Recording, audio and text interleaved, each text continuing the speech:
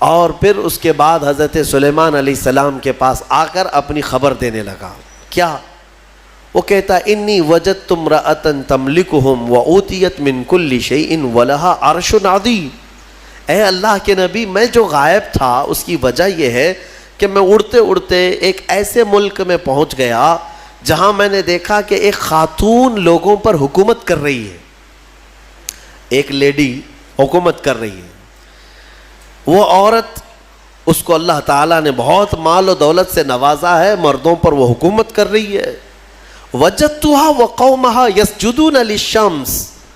لیکن وہ کہتا ہے ہدہد، اس کی بات تو یہ ہے کہ میں نے اس کی قوم کو اور اس کو دیکھا کہ وہ سورج کی عبادت کرتے ہیں، اللہ کو چھوڑ کر سورج کی عبادت کرتے ہیں.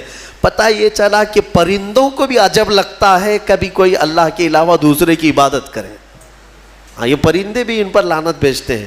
کہاں کہاں جھک رہے ہو تم؟ اللہ رب العزت جس نے پیدا کیا، سارے پرندے اگر کسی کی تسبیح بیان کرتے ہیں تو رب ذوالجلال کی. قرآن میں اللہ نے فرمایا وَإِن مِّن شَيْءٍ إِلَّا يُسَبِّحُ بِحَمْدِهِ. کوئی چیز دنیا میں ایسی نہیں جو اللہ کی حمد اور تسبیح نہ کر رہی ہو. وَلَكِن لَا تَفْقَهُونَ تَسْبِيحَهُمْ. ہاں، یہ اور بات ہے کہ تم ان کی تسبیح کو سمجھ نہیں پاؤ گے. اگر کوا کائیں کائیں کر رہا ہے تو تمہیں کائیں کائیں لگے گا، لیکن وہ اللہ کی حمد بیان بھی کر رہا ہے، اسے سبحان بھی کہہ رہا ہے. تو پرندوں کو بھی عجب لگتا ہے جب سورج کے پرستشوں پجاریوں کو دیکھیں اور آگ کی پوجا کرنے والوں کو دیکھیں تو پرندوں کو بھی تعجب لگتا ہے. سلیمان علیہ السلام کے سامنے آ کر کے اس نے شکایت کیا، میں نے ایک عورت کو دیکھا ہے، اس کا نام سبا بلقیس ہے، اس کا نام سبا بلقیس ہے، اور وہ ایک بہت ہی عالی شان تخت پر بیٹھتی ہے. اس کا تخت بڑا مضبوط ہے، سونے اور چاندی سے جڑا ہوا، 80 گز لمبا، 40 گز چوڑا، اتنا بڑا تخت ہے.